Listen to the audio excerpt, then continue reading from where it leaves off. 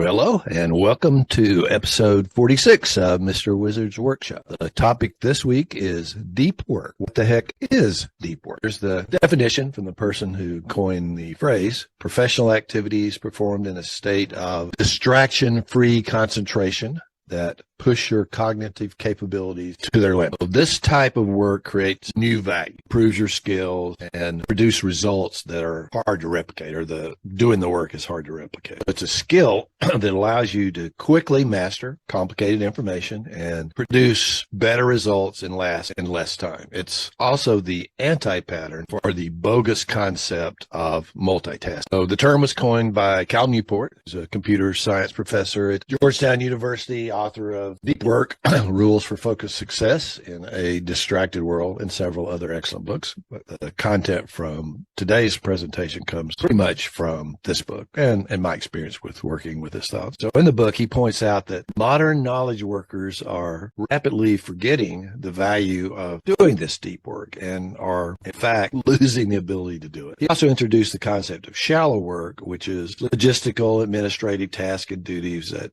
don't require deep concentration, that aren't usually creating new value, and are generally easily replicated. That would be, review and respond to emails, check social media metrics, et cetera. Shell work is not a bad thing in and of itself, but it's important to have a balance of the work, which we'll talk about a little bit more later. So deep work makes you better at what you do and provides, I believe, and in my experience, a sense of true fulfillment that comes from craftsmanship. So short, deep work is like a superpower in our increasingly competitive 21st century economy. And yet, most people have lost the ability to go, spending their days instead in a frantic blur of email, social media, meetings to meet, and not even realizing there's a better way to work. So the average human attention span is 8.25 seconds. The average can range from 2 seconds to over 20 minutes, and that average has decreased by almost 25%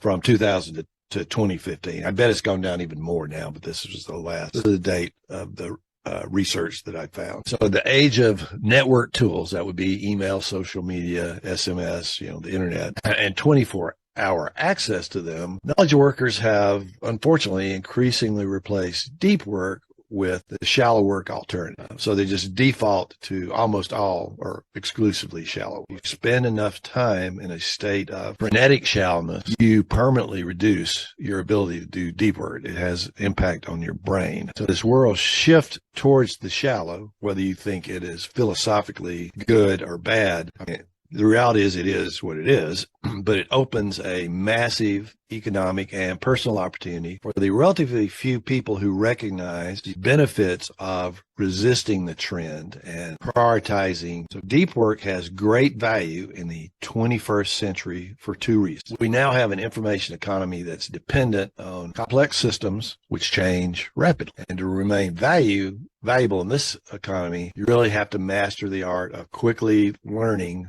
complicated thing. And that takes. Second reason is it's so valuable is because the impact of the digital network revolution cuts both ways. So if you could create something useful, its reachable audience is essentially limitless, which greatly increases your reward. On the other hand, if what you're producing is mediocre, you're in trouble. Very easy for your potential audience to find a better alternative online. So really, these days, only the superstars win. To succeed, you need to produce the very best stuff that you're capable of producing, a task, again, that requires work in depth.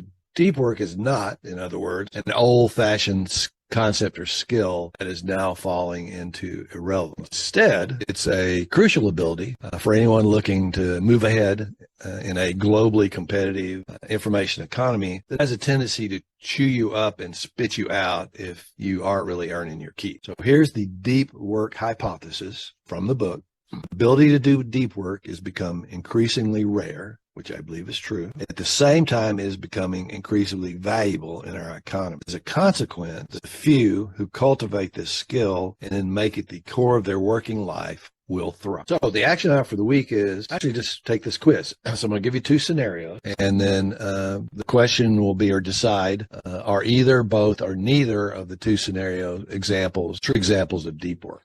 So scenario one, Alice has to write a difficult client proposal. She decides to work away from her office for the first half of the day. So she begins by going for a long walk to clear her head, play around with the different proposal pieces. Ends up at the local library where she settles into a quiet corner for an hour and tries to write a rough draft. She feels the pitch is still too muddled, so she walks to a nearby coffee shop for more caffeine and works the outline over and over on paper. Finally, she hits a configuration she likes, returns to the library to work it into the draft. After another hour, she has something she thinks very good. For the first time that day, she checks her email before heading into the office. Scenario two, Alice has to write a difficult client proposal. She checks her email, sends off some replies, and drives into work. At the office, closes her door to work on the proposal.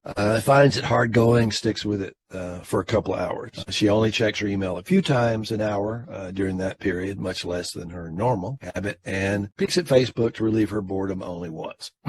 She does take a break halfway through to gripe about an unrelated matter in the office kitchen with a colleague. So in both scenarios, Alice dedicated a good stretch of time to working on a cognitively demanding task. Which of are both of these scenarios deep work? I'll open up the discussion shortly and we'll talk about it. I'll get your answer and then I'll give you my answer. So I have a question for you. Are you an entrepreneur who's highly motivated to improve your productivity, but you still struggle with procrastination or regularly find yourself neglecting your highest priority task? So schedule a free 30-minute quick start to time blocking working session with me. I'll show you how to beat procrastination and get your shit done. The link to schedule is theaccountabilitywizard.com/scheduling, and I'll also put that link in the description. So I am a master of time blocking and I can help you master it also. I have a very limited number of time blocks available in my calendar, so grab a slot while you can. All right, so I'm going to back up I'm going to keep sharing,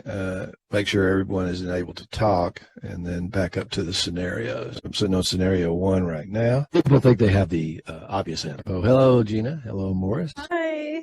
Hello. Hey, guys. Scenario one. Is this deep work? Yes. Yes. Yes. Okay. All right. Now here's the maybe slightly trickier one. Let's just see. Scenario two. Is this deep work? She's doing deep work, but she's doing some procrastination too. And I have to say that this describes what I do. And I got both these scenarios from Cal Newport from one of his blog posts. So he and I think that one obviously is and two is not. Here's why. So in the second scenario, she never actually went more than 20 minutes or so, more or less, without switching her attention away from the thing that she was from her primary task. So she switched to something else, tempting to say, yeah, it's a very fleeting break. It's kind of lost the standard background noise of knowledge work, but the cost of those breaks is substantial because of context switch. It takes 15 to 20 minutes to reach that productive, deep workflow state. And every time you're distracted from the task at hand, you're actually resetting that clock. So switching your attention, even if it's only a minute or two, significantly impedes your cognitive function for a long time to follow. As Cal Newport said in the blog post, context switches gunk up your brain. I would say scenario two is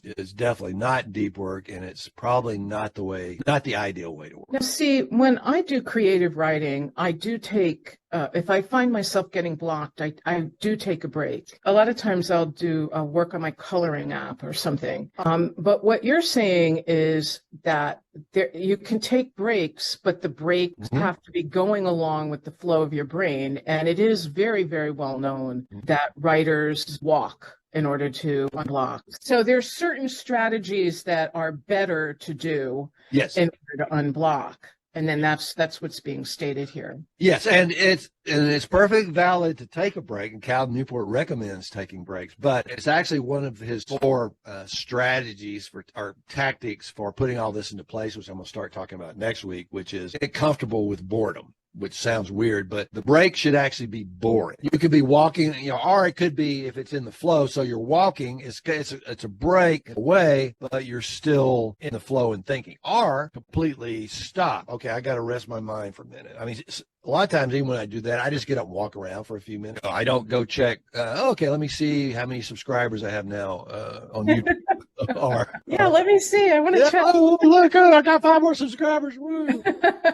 Yeah, I don't give myself a dopamine hit. It's like, okay, I might, do a couple of deep breathing exercises. Principle is, yeah, break's good. You don't want to take a break after 20 minutes. You really want to get into the flow. I typically block my deep work out usually in 90 minutes, and I'll take that boring break around sometimes I block out 2 hour deep work chunk, because with practice I've gotten the point where I can do a 2 hour. You make a mental distinction in your mind between the deep work and shallow work when you're blocking out your calendar or when you're planning your day? Yeah.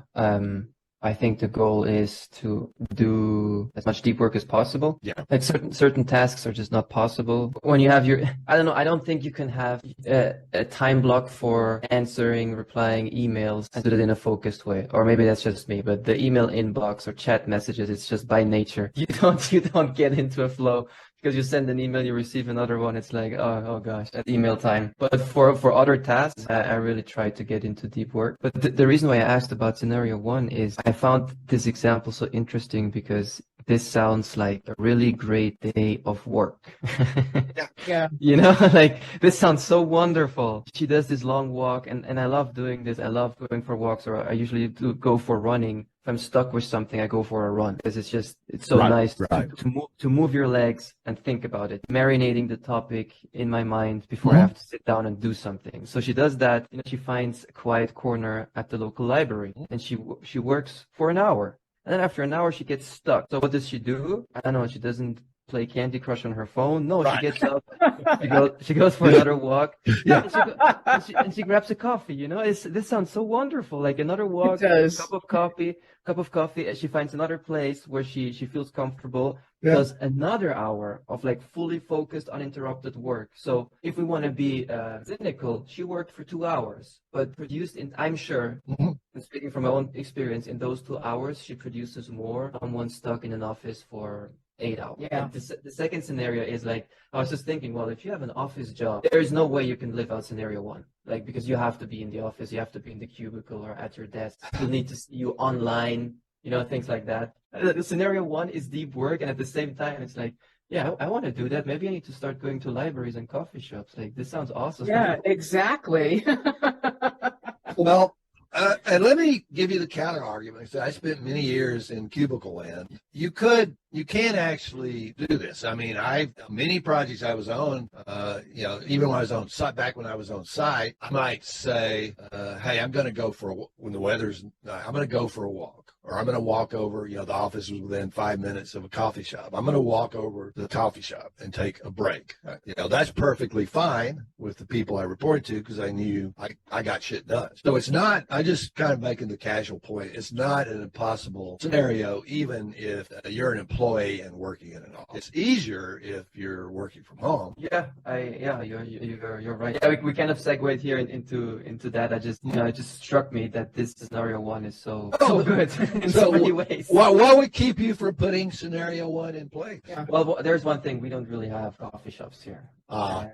And at the libraries here, the library that we have here, it's more like a school library. So I would be there, and there would be like mostly kids. So I don't. If I wanted to go to a library where there's people from university and so on, it would be 45 minutes maybe. Yeah, a long drive. Like door to door. And then I'm starting to think, well, no, I don't want to put in that time to go there. But there are alternatives, right? There's other things to do or places to go. Like even if it's just taking my laptop and doing a writing session on the kitchen table or outside on I have a terrace with like sofas and so on. Like, if that's what gets me, if that gives me this experience, then I'm doing some hobby writing later, and maybe I'll just try it, and I'll do 2 hours and let you know how everything goes on Monday, and I'll send you an email, Morris. Well, I have one question, Stephen. Like, sure.